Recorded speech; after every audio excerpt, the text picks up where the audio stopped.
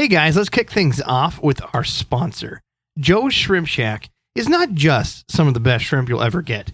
It's also the place to get all of your shrimp accessories. The food alone, he provides the Shrimp King line. And if you haven't tried the Shrimp King line of food, I highly suggest you get on over to joeshrimpshack.com and get some of that delicious food. You might even eat it yourself. You just don't know.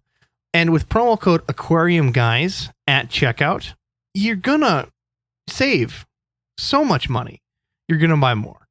They have every variety you ever can imagine. Shrimp King products. Check it out again at joeshrimpshack.com. Also, don't forget about the Ohio Fish Rescue. We're still getting updates about Tracy. Every day is a little bit better. You can find in our show notes the GoFundMe that we've raised. And again, it's over $6,600 that we've raised towards medical bills. But that's, just a drop in the bucket, a start to get them covered and going. Certainly consider donating to the cause to help our friends at the Ohio Fish Rescue. Welcome to the Aquarium Guys podcast with your hosts, Jim Colby and Rob Zolson.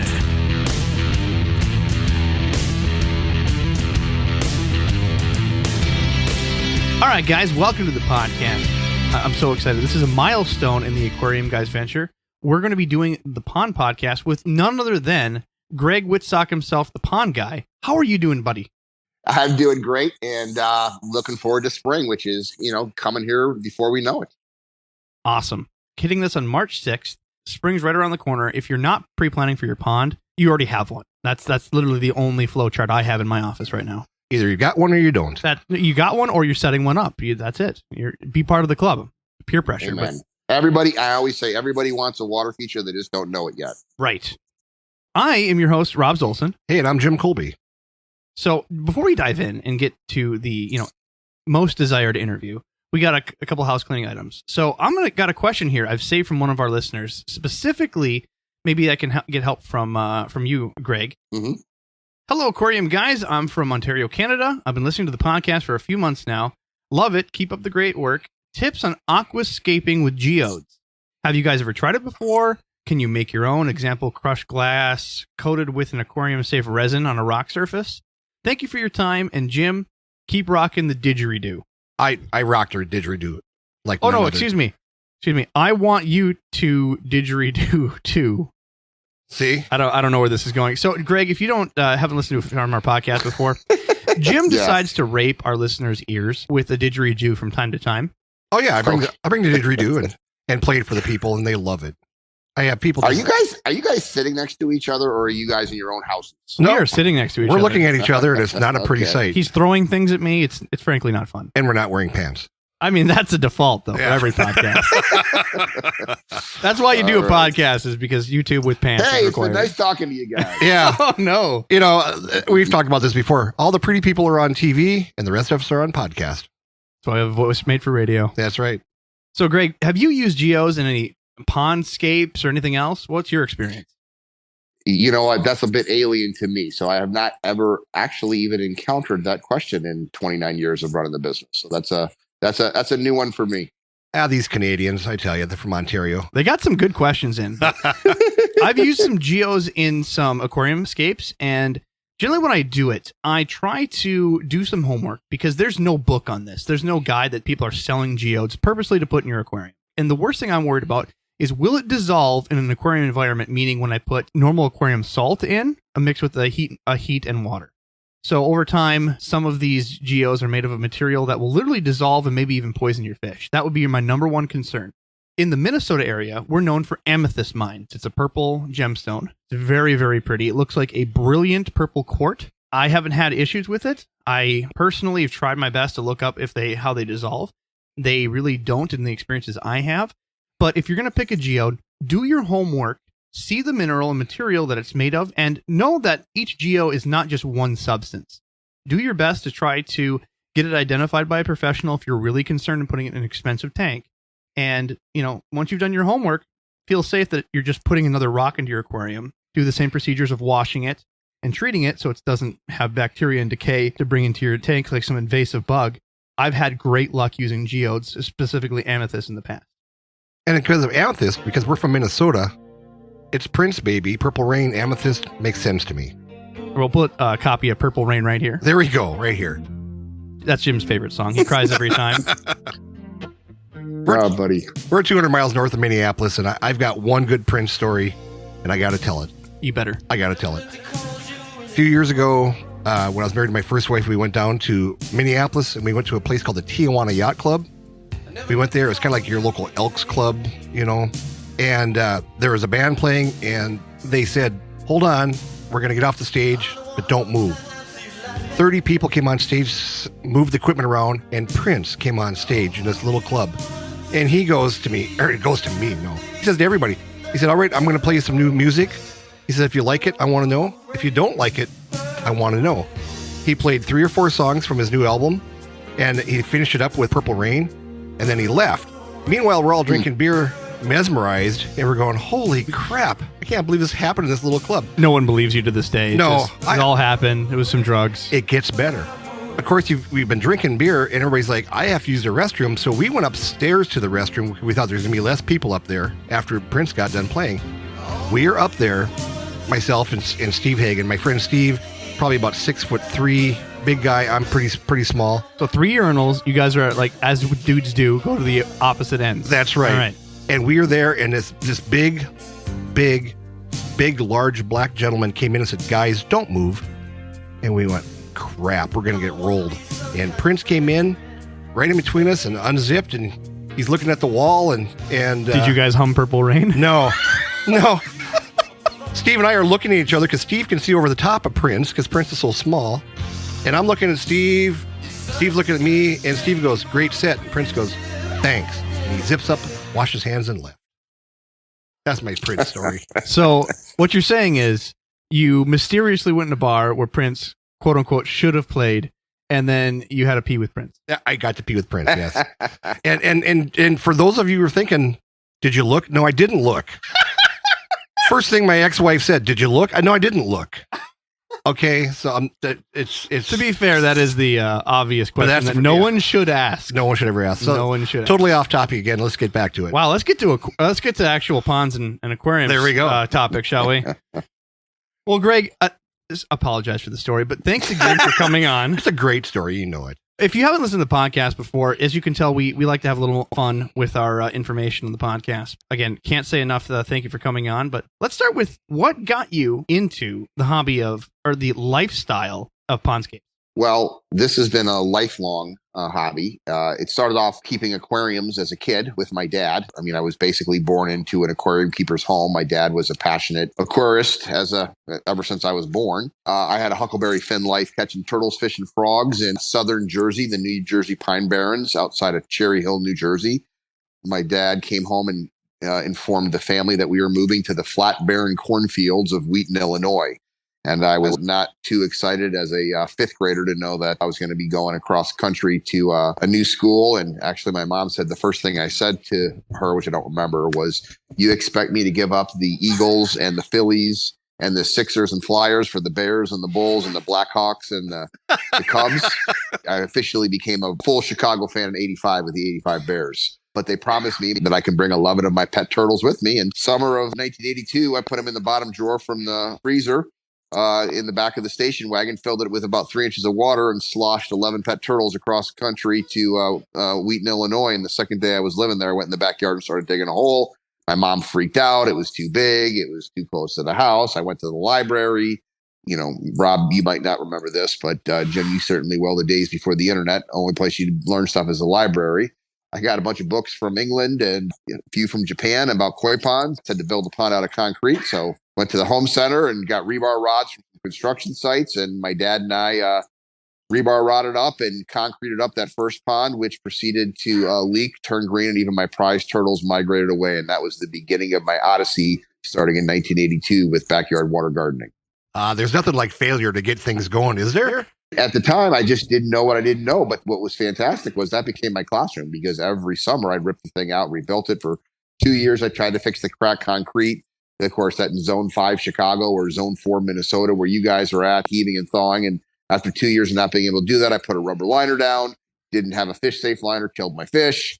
my pumps were clogging up, so I used the garbage can to put the pumps in, used laundry net for my first skimmer basket. My in-pond pumps, my in-pond filter was from, an aquarium place that was getting clogged up, so I used a 80-gallon Rubbermaid cattle trough, and of course, those are the prototypes to our skimmers and biofalls today, which we sell all over the world, and it all became because of my backyard classroom. Yeah, it's just totally amazing how you need to fail many times before you have success.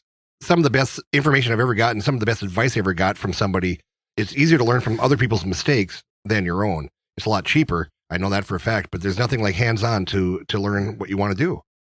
Well, I got to tell you, too, a lot of the things that I was reading, of course, I was reading books from Japan and from England, it was false and inaccurate information. For instance, the concrete. You should never build a concrete pond, freeze-thaw cycle area.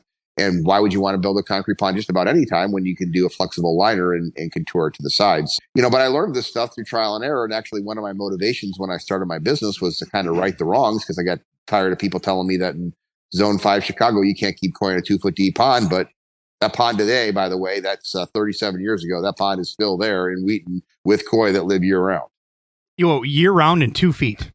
Yes, 24 inches. You'll only get 6-7 inches of ice in a zone 5 Chicago because, you might go out ice fishing on a lake, but the lake is 50 feet or 100 feet deep. Backyard pond that's 2 feet deep, the earth heats the water up. So you're not going to get more than 6 or 7 inches of ice on a 24 inch deep pond in Zone 5 Chicago, or 8 or 9 inches of ice in Zone 4 Minnesota. That's interesting. I've never heard that before. I mean, when I go in the lake out here. Imagine that. Yeah. Once again, misinformation that personifies. And, you can't keep fish in a 2-foot deep pond in cold areas. Well, I've been doing it for 37 years. You can. If I go in the lake around here, where we're at in Minnesota, we get 16, 18, and even some like record 20 inches of ice. In my area, by what the measurements you're saying, I could have a 3.5 foot pond with no problems. Well, you could have a 2-foot pond. At a backyard pond, the ground insulates the water, so you will never get more than 8 or 9 inches in Zone 4. If it's a 50 or 100-foot lake, you'll get 2 or 3 feet of ice up there. People will drive their pickup trucks on it. But in a backyard pond in Minnesota, you're only getting 8 or 9 inches of ice. Well, still, but giving more inches just for, living space, because even if it goes, like you said, 12 inches. I have never seen a backyard pond with 12 inches of ice anywhere in the world. Really? Maybe Siberia, but I haven't built one in Siberia. So not too many people in Siberia building ponds. No, you don't need it. This is why I'm doing these podcasts, right? Because you don't need in Zone 4 Minnesota, a 24-inch deep pond will be perfectly fine for your fish because they'll survive in the other 14 to 16 inches of ice. You've inspired me, sir. And they just hibernate anyway, so they're not doing anything but laying on the bottom, sleeping anyway. That's correct. They go dormant. Now, you do have to keep a hole open in the ice because you need oxygen exchange. So you will have to keep a hole open in the ice with a bubbler or heater. But a 24-inch deep pond in Zone 4 Minnesota, you're having no problems. And, of course, you can go deeper if you want, but you don't have to is the point. Everybody up here in the Northland has been taught for 100 years that you bring your koi in, you put them in a big garbage can or a big cattle trough in your garage, and you throw a heater in there and try to keep it at about 50 degrees.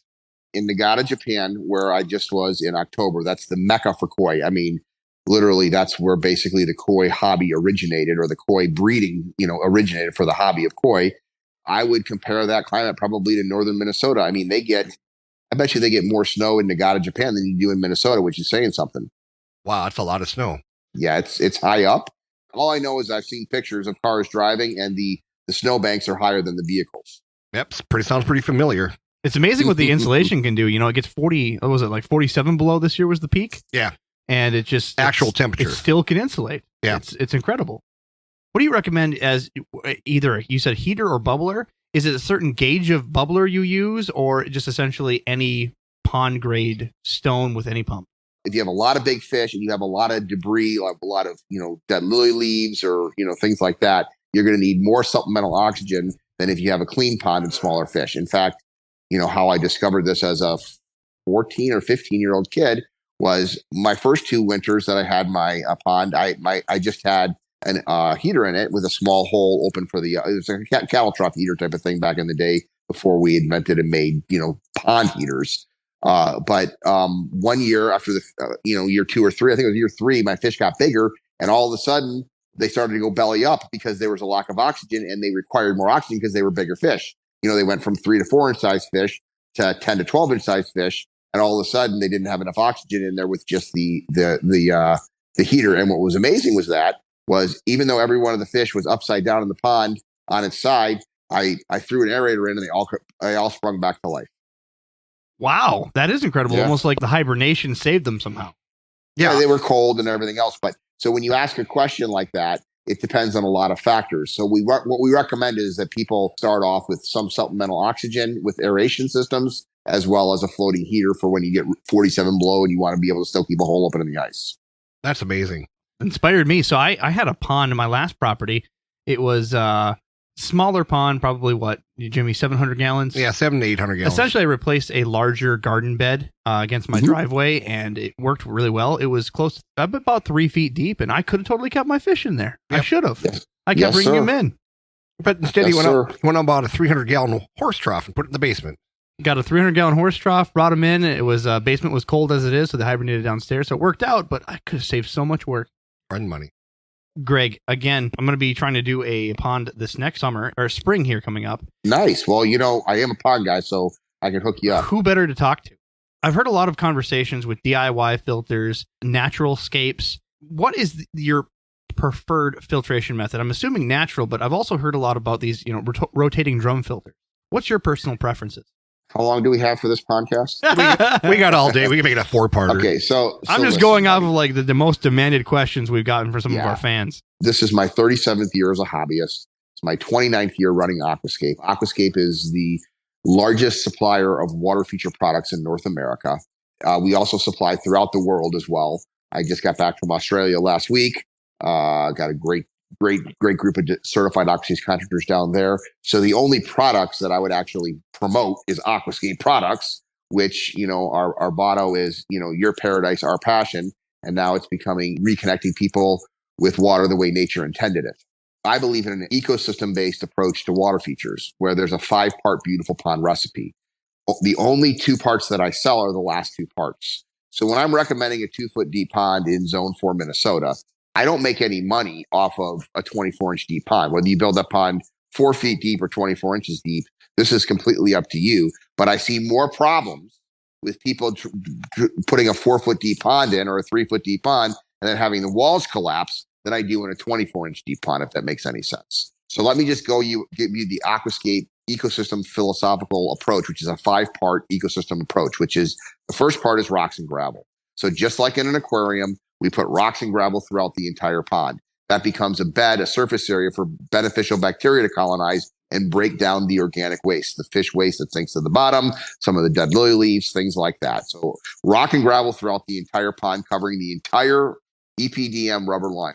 So rocks and gravel is the first part. The second part is the plants. So the plants are part of the nitrogen cycle. They're part of the ecosystem. They remove the nutrients out of the water that feed the algae. And so we put plants in. And the third part is the fish, which obviously, once again, they're part of the nitrogen cycle and they're part of the ecosystem. So the rocks and gravel, plants, and fish are the 3 parts of the 5-part beautiful pond ecosystem. The fourth part is your filtration. We always recommend a mechanical filtration, which we have skimmers I invented for this industry out of those garbage cans and my laundromat net back in 1982, 83, 84. The second part is the biological, which is the biofalls, which is the base of the waterfall unit. So the biofalls is a solid container that sits in the ground. The first one of those were Rubbermaid cattle troughs. So the filtration part is the fourth part of an ecosystem pond. And the fifth part is the heart of your system, which is the pump and the plumbing. If you have all 5 parts of that beautiful pond ecosystem in place, you'll have success, unless you put rocks and gravel, plants, and fish, a mechanical filtration system with a skimmer, a biological filtration with a biofalls, the right size pump, and the wrong size plumbing, or the wrong size pump, or the wrong size biofilter, or the not enough, too many fish. So any part of that 5-part ecosystem, if you don't have it in balance, that was what leads to problems. So majority of our calls at Aquascape and for our certified contractors is people that have built a pond that doesn't have that 5-part pond recipe in balance. And so our job as technicians, our job as designers is to design a functioning, healthy ecosystem pond that starts with those 5 basic parts in proper size and components to make a beautiful ecosystem. So I'm looking through, and your skimmers are fantastic. You can go right on aquascapeinc.com, and he has all the products on the pages. And your pond skimmers, the design of this is phenomenal. It literally has a nice trap. You think of it almost like a skimmer as like a traditional aquarium skimmer, but this is so much more. So what you're looking at is something that I got put in my backyard in 1984 because my pumps were clogging up on the bottom. So I just made them out of a garbage can. But you're looking at 12 generations or 13 generations from the original garbage can later. We're pond hobbyists ourselves, so we design products that we want to use ourselves, and everything that we design is designed to improve the consumer's experience with water features, which is why just this year we debuted our smart app so you control the entire pond by your phone.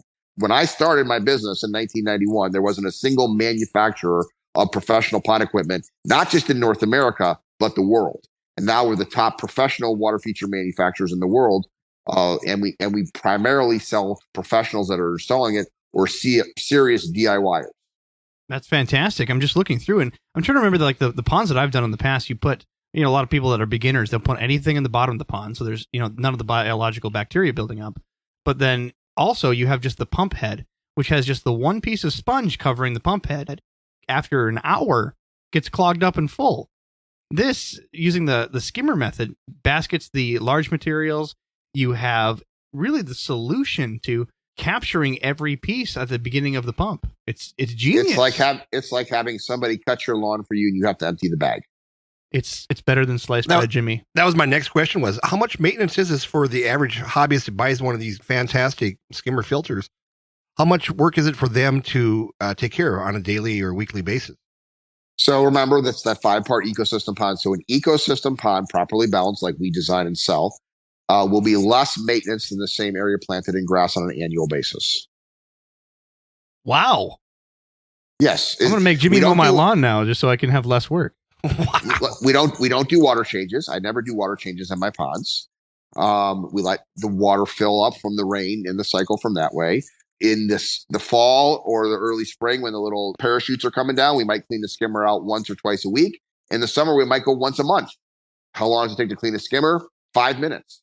On average, 11 foot by 16 foot ecosystem based pond in, normal conditions, not, full sun, not full shade in a forest. You're looking at 5 minutes of work a week. So this basically is a set it and forget it type of product. It's an ecosystem. So it works with nature, not against her. When you were talking about the drum filters earlier, this is hilarious to me because it's a whole different approach. It's let's fight Mother Nature, not work with Mother Nature.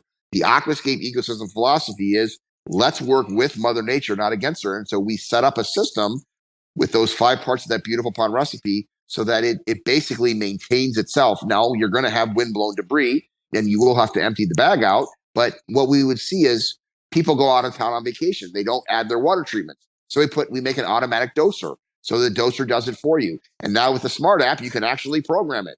So you could literally test the conditions on your phone that would be on there. And you could literally program your automatic doser to add your bacteria. And this is the thing. And obviously it's an ecosystem. It worked the same way in an aquarium. To add a little bit of bacteria every single day is better than adding a capful once a week, because every time you introduce new bacteria, it causes spawning and breeding in the other bacteria. So we used to have a small little every single day, and we put a bag in there, and once a month, you got to change the bag out. How long does it take to change the bag out? 2 minutes. Around here, we mow our dang yards every 5 or 6 days. Every day that you mow your yard, you should go over to your pond, check the bag, clean it out, and it's just going to be a part of the ritual that you do every week. And then once a month, change out the automatic dose bag of beneficial bacteria. This is too easy. So how many years did it take you to develop it, you said, since 1991 or so? Well, I started off as a hobbyist in 1982. I was in my backyard in 1990, messing with my backyard pond, and the UPS guy delivered a package to the front door. I heard the doorbell ring. I yelled, "Come around back." The guy came around the back, and of course, where was I? Messing with my pond and, in the waterfalls or something. And he said to me, "This is beautiful. How did you ever buy a house with a natural spring on it?" He thought it was always there, which is, of course, the ultimate compliment. I was just going to say, it's the best compliment ever there. Yeah. And I thought, "No, dude, I built this myself." And he goes, "Oh my God, could you build me one?" And it was like, ding, ding, ding, light bulbs went off. And like, man, I could actually start a business with this stuff. And so I remember telling my mom and my dad. And remember, it was my dad and ours hobby because he was an aquarium guy. But I told my mom first because I knew she'd be like, "Oh, that's so nice, honey." I said, all I need is a strong back, a wheelbarrow, and a shovel. And my mom gave me her support. I told my dad, and that Christmas, I already had a strong back from playing football. And that Christmas, I got a wheelbarrow and a shovel beneath the Christmas tree. And in 1991, Aquascape was born. You got a wheelbarrow for Christmas. A wheelbarrow and a shovel beneath the Christmas tree. Most people would think that's kind of a sad story, but that's probably a great story. I'm just saying it's better than the, was it Red Daisy BB gun? BB gun, shoot your eye out? See, much better. I mean, my first summer I put in, that was 3 months. It was, June, July, and August, and I put 5 water features in. People ask where did I get them from. I got one from a classified ad in the newspaper that cost me $80. I got another one from a business card and a picture at the local rock yard. And then those 2 ponds sold me 3 more to friends and neighbors of the first 2 ponds. And I built 5 ponds, $21,000 in sales, bought a pickup truck, and went back to school with $11,000 in my pocket. God dang. Hoorah. That's a good summer job. That's a nice start. Yeah. Holy cow. That is a fantastic story. What city was that in that you were living at the time? 10 miles from where I'm at right now, which is St. Charles, Illinois, the water garden capital of the world officially. Wheaton, Illinois, which was 30 miles directly west of downtown Chicago. I got so many more questions, but let's start. Let's start with Aquascape. Before you were talking about Aquascape and how you can get certified, please, tell us more about those programs. Well, listen, I'm a manufacturer of pond equipment. I've got multiple patents from skimmers and biofalls, the whole ecosystem philosophy approach and everything else. But how I make money is I help people succeed in their business. So basically, Aquascape is a franchise system without a franchise fee. Anybody can buy our products. You can go on Amazon and buy our products at Aquascape. You could go to your local garden center. You can hire a contractor that would put it in. But the Navy SEALs, the best of the best, are certified Aquascape tenderers. The majority of them are strictly water features. Some of them also do, full service landscape design build. But the majority of the certified Aquascape tenderers are guys, and they're listed on our website. There's a couple hundred of them, and they just do water features. But so we have an entire training program. We have the Aquascape Academy 7 times a year. I got one next week. I got 2 next week, actually. We do those all in the off season. And then in the summer, we do our annual training, which is a big blow up bash with 600-700 people. And that's Pandemonium. Pandemonium. Sounds like, of course. Sounds like beermonium. Yeah, people come from all over the world to the Mecca, which is St. Charles, Illinois. And it used to be the pickle capital. So I say we're moving up in the world as we're now the water garden capital. And we teach them how we actually ourselves build ponds. So we are the only manufacturer of water feature equipment in the world that builds water features every day. So I was literally right before I got on this podcast call with you guys, I was talking to Ed Ballou, the pond professor, who you definitely should have on your show, who's been with me for 27 years, and Brian Helfrich, who's been with me for 25 years, that runs the local market construction, and Ed is our large and unique products and director of product development. Absolutely. We definitely need him on the show. The certification process that you spoke of, I'm assuming that's, how long does that take to get certified? To say a business is listening right now, they've used some of your products in the past and they want to get certified. What does that take? It depends on how motivated you are.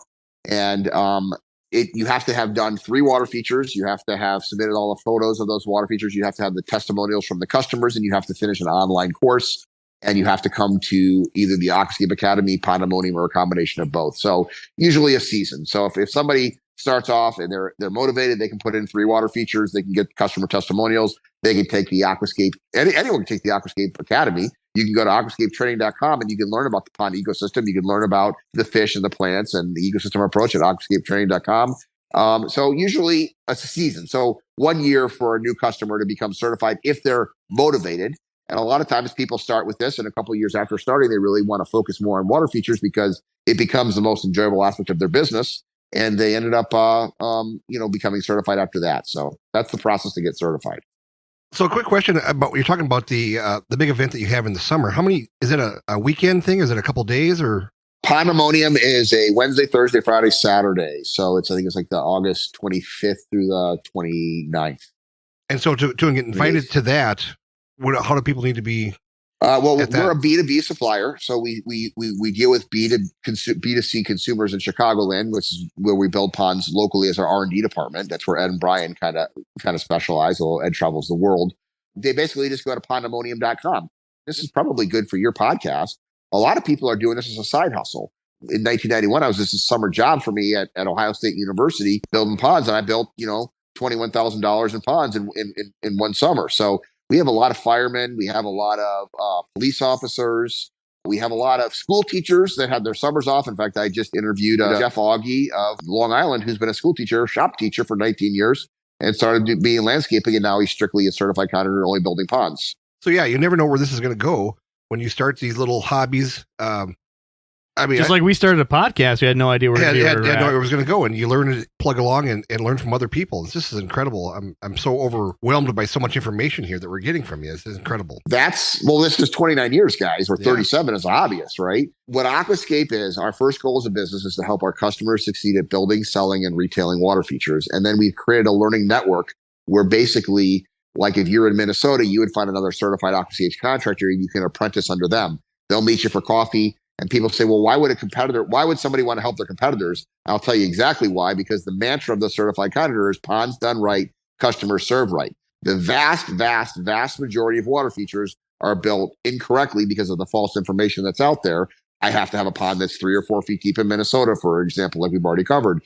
And then it gives a bad rap and people have bad experiences. They don't build an ecosystem pond. They use the wrong size pump or the wrong plumbing, or they don't use rock and gravel. And so a certified contractor wants to get more people building ponds done right, customer serve right, so that there's more good word of mouth, because I'd rather deal with the general public that has a good perception of water features than people saying, oh, I hear they're a lot of work.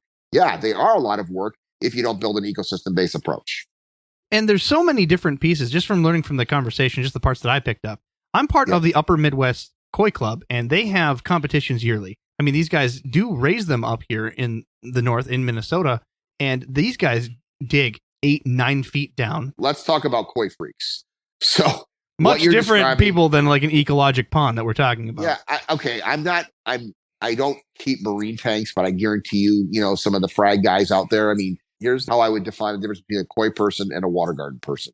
I actually saw this as a cartoon once in one of the pond magazines, and it said, how do you know the difference between a koi pond tour and a water garden pond tour? At a water garden pond tour, everybody's sitting around. They're drinking a glass of wine or having a beer, sitting looking at the fish and looking at the plants and listening to the waterfalls and seeing the birds come down and bathe in the stream. At a koi pond tour, they're in the garage looking at the filters. That is so accurate. Dead accurate. Yeah, that's so accurate. These guys, like the one I went to, I'm not going to give the name, but he's very well known. He's won quite a few awards in different areas. And he has like 3 massive, like almost, I think it's like 8-foot deep pools. They are flat walled. There's nothing in them. They're bare bottom. And he has one of the largest filtration trays that I've ever seen in my life. It's just massive rotating drum filters. And it's there, like you said, you're fighting against nature. I would throw up Ed Ballou's Aquascape wetland filtration system against the most advanced koi filtration system in the world and let them do a water testing. And I guarantee you, our wetland filtration will blow his drum filters away in terms of the amount of nitrates in the water, ammonias, and everything else. Oh, 100%, because you're only as good as the tap, and essentially it's better than the tap after you've had a fully cycled, completed biological system. Wetland filter is the way nature made. That's the way Lake Michigan is filtered. It's through wetlands. And so you're replicating nature, and you cannot beat that into submission by trying to put in bells and whistles. And listen, what I don't like, and this is where I get, a bit Archie Bunker, on things. Jimmy would understand this, is people telling me I can't do it. This is what I do. I've sold $1 billion worth of pond products in the last 29 years to people successfully building ecosystem-based ponds. I've been to Nagata, Japan. I've bought fish in Nagata, Japan. I mean, how many of these hobbyists how many of them have been doing this their whole lives? They're beer salesmen or they're CFOs or whatever they are. This is my life. I am the pond guy. and I am not the smartest tool in the shed, but I have guys with limnology degrees that have developed our filter systems like Ed the pond professor. And so one of the reasons that I started vlogging, and I have Greg Witzak the pond guy on YouTube, is I'm just going to go out there for all of these naysayers and these people that say, I'm just going to showcase the customers that are living with these ponds all over the world, including Minnesota, Australia, England, wherever I'm going to showcase Aquascape ecosystem ponds. And we're going to interview the customers that have these ponds, ask them how much work it is every week, ask them what they do with the fish in the winter. And we have hundreds and hundreds and hundreds of vlogs with over 1,000 ponds showcased on our YouTube channel. Watch that and tell me why I'm wrong. He just made a great, interesting point, Rob. Just like when we're interviewing our friend Sean, and he says, I'm not the sharpest tool in the shed, but I surround myself with really smart people. And this is exactly what Greg has done also. Well, listen, I built the world's largest business for professional water feature contractors. I'm a contractor. I just wanted to have a pond in my house that worked. It didn't work. I read the books. I went to the things and I figured it out on myself. I decided to work with Mother Nature, and I've been doing it for 37 years. And when people tell me it doesn't work, I say, show me the evidence, watch my vlog, go to our website and talk to the people that own the ponds. How much work is this, Mrs. Jones? Oh, it's not a lot of work. I empty the skimmer bag. Boom. These are all people who don't even know what the Dewey Decimal System is in the library. So I'm laughing because the only reason I know is because I've been trying to get these library card drawers. You don't know it. You guys lived in that whole era where you had the cards you had to pull out. Yes. Those little systems at the library cost a ton of money right now. I'm a card collector as well, so I'm trying to get furniture to put my cards in securely. And those little Dewey Decimal card system holders are few and far between. You can see them go to auction for thousands of dollars. That's why I know the system. What the Dewey Decimal System is. Right. Everybody in this day and age think they can just go ahead and watch one YouTube video for 7 minutes and become an expert on stuff. And it just drives me freaking insane too. Well, you know what Mark Twain says? What's that? Be careful, for when you argue with fools, bystanders might become confused with who's whom. That is pretty damn accurate. So what do you guys want to wrap this up? What else can I do to help your listeners and you guys understand? Because this is, like I said, I've forgotten more than I know right now, but I just have a keep it simple, stupid philosophy. And I have a passion for this industry. I have a passion for helping people. I appreciate you guys having me on this podcast, but I get frustrated by the misinformation that's out there. So thank you for giving me the platform to help articulate some of the things that aren't as complicated as people make them out to be. No, and going through like you did really nailed a long list of my questions. We do have a few more, and a couple that actually started just from the conversation that I thought at the top of my head. I can't stress enough, like you said, on the bottom, you see rocks and gravel on the bottom to have the biological media to build in the pond. It just blows my mind that that's there because I keep hearing people do floor drains and all kinds of So here's the problem with systems. the bottom drain. Where do 98% of leaks happen? The bottom. Right in the bottom. Well, no. 98% of leaks happen when you pump the water out of the main vessel and recirculate it through a waterfalls or a filtration system.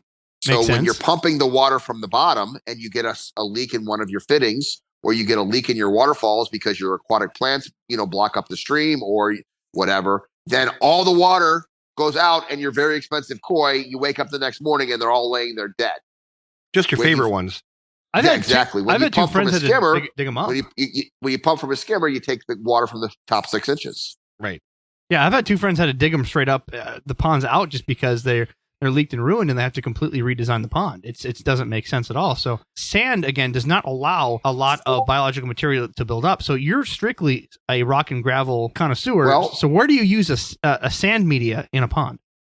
I was just at an aquascape ecosystem pond in Australia last week. That's 3 million gallons and is at the largest folk festival in all of Australia. It's called Woodford.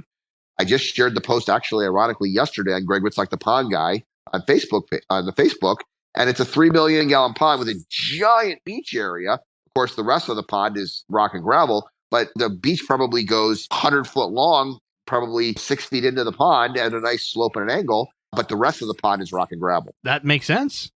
And by the way, how do you filter a 3 million gallon pond? Very careful. You can't do that with drum filters. You use a giant wetland filter. That's your only option that I would think of.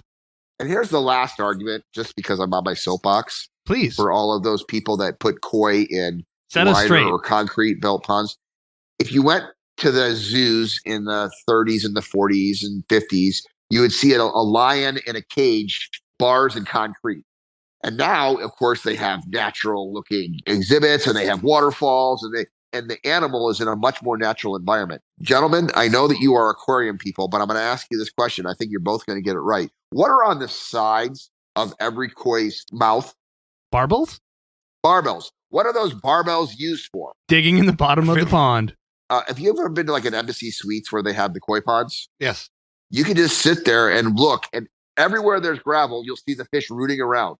Everywhere there's not gravel, it's just a concrete pond. They just float there like a lion in a cage. It's just concrete. The fish are completely more active in an ecosystem-based pond with rock and gravel and plants than they are in a concrete or a liner pond with just a bottom drain. It's literally a night and day difference between the activity level of a koi that's in a pond with gravel than a koi that's in a flat bottom pond. Well, that makes total sense because they're doing nothing but foraging all day long looking for food. Amen. This is not rocket science stuff. I played football. I got this stuff figured out. To not go in the nitty gritty, but go to some other questions. Do you see many people do the conversion, such as like you did with Big Rich? People have those indoor pools. Is that becoming more and more of a thing where people literally take those and try to convert them to a more, it's not natural, but at least like you gravel bedded pond? How I found Rich, ironically, was Steve Poland's video. And then he mentioned that he was wanting to convert his swimming pool. I'm like, oh my God, I can filter that with a wetland. But that's a reverse wetland under the pond. His swimming pool was 12 feet deep. We just took the bottom 4 feet of it in the deep section, put the snorkels and the centipedes and the stuff that Ed, the pond professor, developed. We put that on the bottom. And by the way, guys, how clear is that pond? 365. Crystal clear. I think there's how like the 2 videos levels? when he just fed that was only a little bit of pieces in it. And it gets clear right away because it's an ecosystem-based philosophy with rocks and gravel. It's less conversions, and it's more like the recreation pond that at Woodford at the largest folk festival in Australia. Recreation ponds are a huge trend because in Minnesota, in Chicago, in pretty much everywhere besides Florida, Arizona, and California, you can use a swimming pool 3 or 4 months out of the year. Why would you want to not have a recreation pond that you can enjoy 365 days out of the year?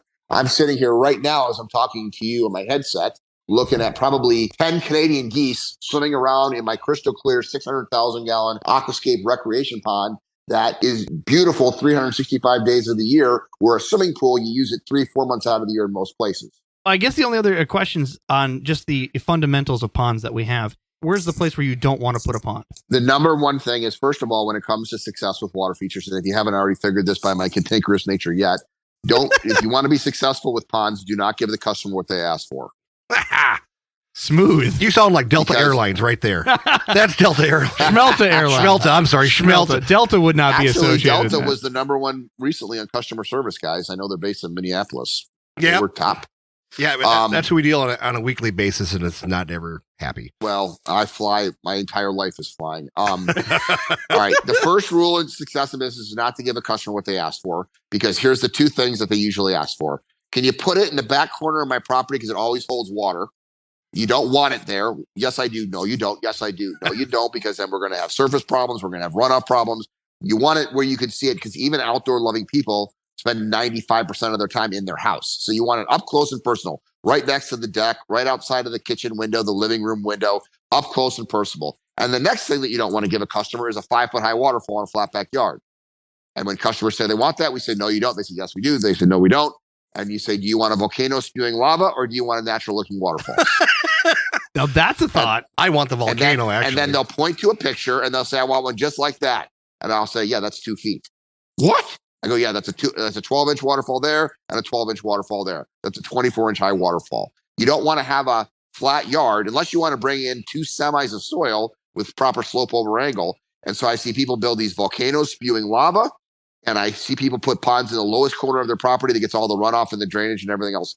And of course, every other thing in the sun that people say, can you make water flow upstream? Maybe you could, but don't try to do it. And never, ever, ever make a water flow off of the roof. And if someone tells you to do that and it leaks on the kitchen table, it's your ass in a sling. We got a friend that made a request for a waterfall off of the roof. So we got to give him exactly what he wanted. Yep. If you've been in this business for 29 years, you've heard everything. And my first rule is not to give the customers what they ask for, which is to give them what they want. Up close and personal, a slope, proper high waterfall slope over angle, an ecosystem-based pond that works with Mother Nature, not against her. Some of the basic principles. Aquascape is a franchise system without a franchise fee. When you think of a franchise, it's replicatable. But because each water feature is put in a different setting, every stone is different, even if you use the same types of stone. Each water feature is unique, work of art, one-of-a-kind custom creation. But the process, the 20 products and 20 steps, remains the same regardless of where you're building it. And then you can control your systems. And then you can have people that work for you, because I'm not out there every day building ponds. But when I'm done, it's not just got to say Mrs. Jones's pond. It's got to say Aquascape Ecosystem Pond. And so I build these ponds to work. I build them so that the customers are going to enjoy them. And I don't give a customer necessarily what they ask for, but I always give them what they want, which is a beautiful, low maintenance, and enjoyable water feature. In my backyard, I've been looking about putting another pond in. I have one in the front yard, one in the backyard. And I was so concerned about having too much sunlight in the backyard. I get sun there probably 8-9 hours a day. What do you suggest for that? Are you just doing a lot of plants to help that pond? Listen, every condition is a little different. Is it full sun? Is it full shade? Is it partial? But I would not be worried about it. That would not worry me, a full sun pond. Yes, you'll have more blooms and you can put more aquatic plants in there. We might do a vanishing edge on something like that, where we have underground storage basin so that you don't have the heating or necessarily the amount of sunlight if there's water underneath the ground in an aquablock system. But every system, everything that we design is with our same components, but there's going to be different conditions like sun or leaves or things like that. You won't have any problem just building an 11 by 16 pond in your backyard, 2 feet deep with plants. Now, if you're going to have nutrients in the water and you're going to have a lot of sun, then we would definitely put an ion gen on that. An ion gen is a probe that has copper in it that releases a little bit of copper. And as long as you have algae, it'll get absorbed by the algae and it will break apart. What you don't want to do is put the ion gen in a pond that doesn't have algae, leave it on, and then the copper builds up and can get absorbed by the fish. This is why we created the ion gen, to make a consumer's experience that has full sun or whatever and gets more string algae than somebody who doesn't. With that particular product, you want to wait to see if you have a problem before you buy that. If I was building a pond in full sun, it's a new pond, and I know it's going to take a couple of years to get the ecosystem, I would always just put an ion jet in it. Big deal. Just turn it on when you have algae and turn it off when you don't. Okay. So for the listeners, can you also explain the vanishing mechanism that you're speaking of? Basically, there's an underground cistern which holds the water. So what we actually created it when 2008, when water restrictions were coming in California and things like that, where we capture the rainwater that falls onto the roofs and goes into an underground cistern that keeps the pond topped off. The nice thing that we discovered through that process was if you have water that's under the ground, it's not exposed to the sunlight, the water parameters are going to be easier to control. And so if I've got a full sun pond, a high fish load, things like that, what I'll do is I will put a rainwater capture / underground cistern / vanishing edge in that pond that will allow the water parameters to be more stable than one that was in full sun all day long. Now that sounds like it uses an auto top off mechanism, like you were trying to explain. You don't have to have it auto. Once again, that's an ad. So all of these things, hey, we travel for a month every year. No problem. We'll put an automatic fill valve on it. It's just a small little valve that goes in the back of the skimmer box. Gotcha. This is really not that complicated. This is the key. When a designer who's been trained goes into somebody's yard, they need to understand all of these components and how everything fits together and works together, because they've seen they've seen similar situations. We always say, and I know we have a lot of hobbyists that will probably listen to this. We always say, if you want to save money, hire it done. If it's a labor of love, do it yourself. Because what happens is, how many waterfalls have these people built? Zero. The majority of people go out there and they stack rocks and put a pipe on the top of it. That, once again, looks like a volcano spewing lava. But if you understand the philosophies, which water eroded away the soil and exposed the stone, all of the soil that you dig out of your pond becomes your berm. You erode away that soil with your shovel. You put your liner down. You put your stone in. You foam the rocks in between. We never use concrete because concrete cracks. And we build you a natural looking waterfall 24 inches high in a flat backyard. Or if you have a slope, you can build it 30 feet high over a 60-foot run if you need to. So what is the largest pond that you have put in for somebody? I mean, have they come in and say, I want the biggest pond in the neighborhood? Well, my backyard, I am the pond guy, is the biggest that I have personally built, and that's a 1 million gallon pond. I've got a 4-acre property, and 1 acre of it is water. The liner in the main body, which is connected to a smaller pond, was 180 by 220 and weighed 5,600 pounds and took 22 guys to get muscle into place. The pond that I just built, or the pond that I didn't build, but we supplied the products for at Woodford in Australia, was 3 million gallons. And that's the biggest aquascape ecosystem pond in the world. And it gets used by thousands of people that come to their folk festival every year. That is incredible. Earlier, when you said you had Canadian geese swimming in your pond out back, and we're up here in northern Minnesota. We've got Canadian geese around here everywhere. And by the way, they're delicious. And to have them swimming in your pond, I mean, that's incredible. Nobody around here has a pond big enough for a mallard duck to even land, usually. You guys need to come to Aqualand. We do. That's all there is to it. We need to go visit. You need to come down to Chicago. Come down for the Aqua Summit. The Aqua Summit, I think, is August 25th. It's our pre-pandemonium thing, and it's for the industry. It's going to be a lot of YouTubers, podcasters, things like that. So you guys could certainly talk about podcasting at that and get to see pandemonium and get to experience Aqualand. I'm going to say, I think I'm going to be in Chicago on that weekend. We're coming down for Motley Crue, Def Leppard, Joan Jett. Oh, yeah. I went to that concert last year at Wrigley Field. Yeah, and we're going to Wrigley Field this year to go see it. We're doing a meet and greet with Poison, and we're going to be down there. I know it's towards the end of August. You'll be dressed like a rocker, ready to go to a pond. That's right. Come to Aqualand. We'll give you a mask, and you can swim in my 600,000-gallon pond. You put a scuba tank on you and go through the underwater cave. I will bring my flotation device, which usually is a half-drank beer bottle. I put my thumb on it, and it's a flotation device. I've never seen you, but you kind of remind me of the Bears from Saturday Night Live. Bears. Yeah, it's pretty accurate. Very accurate. Pretty accurate. He just needs a better mustache. I don't have a mustache anymore. I used to have a porn mustache, but that's gone now. So what can I wrap you guys up with here? All right, last two questions I got from listeners is, you said recreation ponds the biggest thing right now. It's really transitioning. Yep. People are concerned because you treat your normal pool with chemicals and whatnot, and there's do's and don'ts, whether you swim with clothing that has been soaked in soap. In a natural pond, a recreational pond, what's the real concerns or don'ts that you would do for swimming in there? Of course, you don't want to dump any chemicals, but no lotions, I'm assuming, or is the biological system really going to take care of most anything that they're going to be wearing on a normal person? Well, that's an interesting question. We just were, like I said, we were in Australia, and one of the recreation ponds at one of the contractor's houses down there, he actually swims with angelfish and discus, which we know are kind of a more finicky fish. And we were putting on sunscreen because we were in Australia, and it's so diluted in a 30,000-gallon pond, even with 5-6 guys swimming in it, we didn't see any detrimental effect for discus and angelfish, that were swimming around in a tropical recreation pond down under. So I've had my pond, my 1-million-gallon pond forever, and bug spray and everything else. It's just an organic thing. We just go in there. Now, if you're at a folk festival with thousands of people swimming into it, maybe I guess it could be that way, but I don't remember any problems being reported from that folk festival either. So it just gets so diluted in a giant pond. So how many people come to that folk festival? I'm not familiar with that. Well, either was I until they built this pond there. It's the largest folk festival. It's called Woodford, WOODFORD, Woodford Folk Festival in Brisbane, Australia, and they get 500,000 people a year that go there. Oh, my Lord. So is that like a week-long thing that they have going on down there? It's a couple weeks. It's a month of December. It's in the middle of nowhere. And they were talking about a big swimming pool. And they're like, why would we do that? It wouldn't look natural. And that's when they hired Waterscapes of Australia, Patrick Hanley, and he designed that and built it with a whole collaboration of certified aquascapes contractors down there. Yeah, that sounds like about a 50-person project for a month or two, huh? Yeah, it was a lot of people. There were a lot of guys that would work on it. What was fun was when we went back down there in February, a lot of the guys that had built it was the first time that they'd actually got to swim in it because they weren't there when it got finished. How's the water coming into that pond? Is that a natural pond? They drilled a well. They did. Okay. That was my question. I figured they had to have something extremely big or had a specific spring that came through or something like that.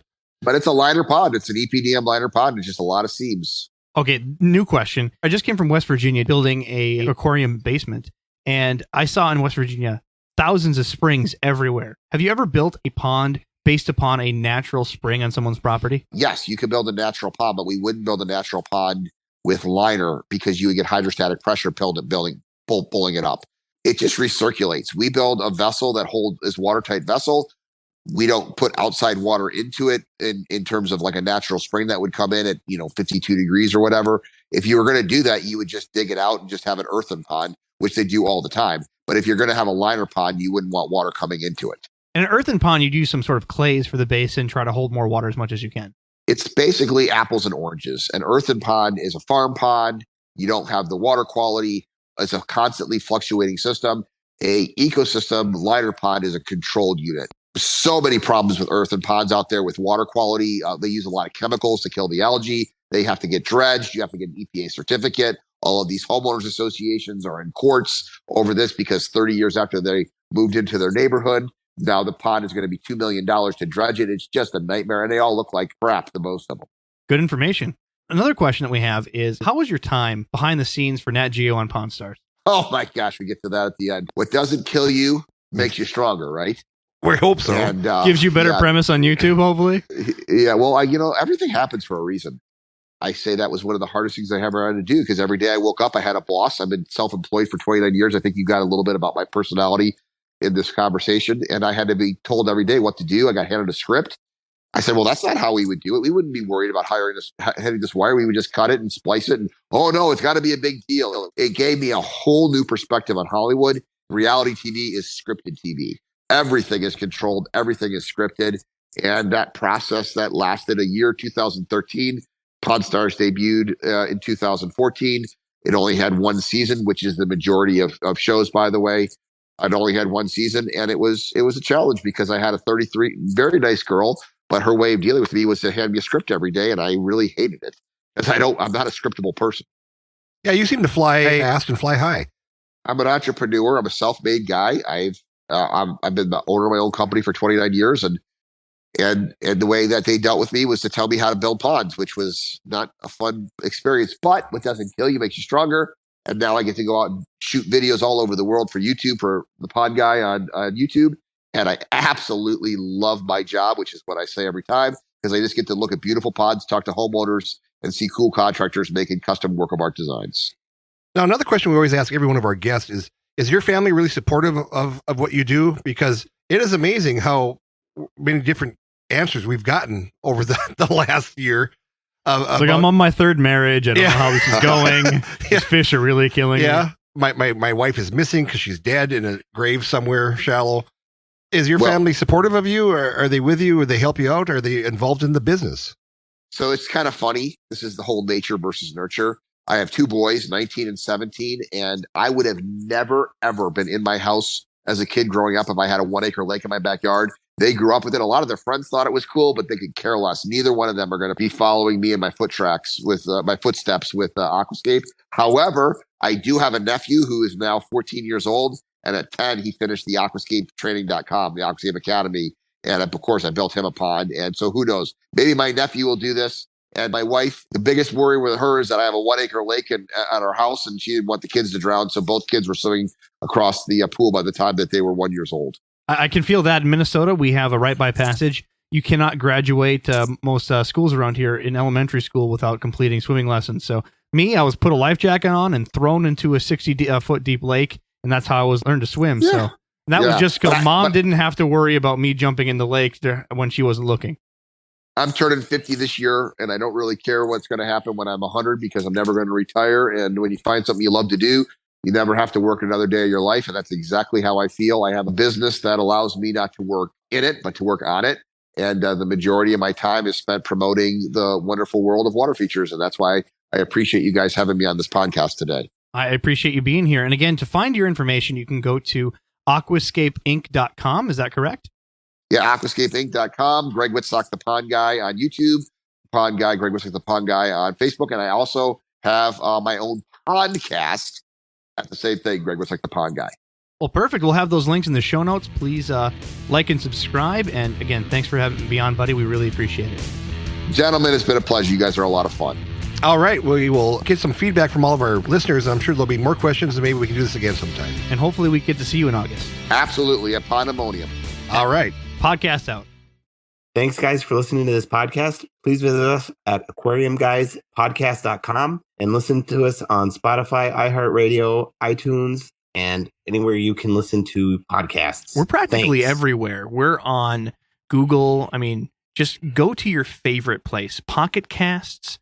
Subscribe to make sure it gets push notifications directly to your phone. Otherwise, Jim will be crying in his sleep. Can I listen to it in my treehouse? In your treehouse, in your fish room, even alone at work. What about at my man cave? Especially your man cave. Yeah. Only if Adam's there. No. With feeder guppies. No. They're endless. You midget loving sucking motherfucker. Well, I guess we'll see you next time. Later.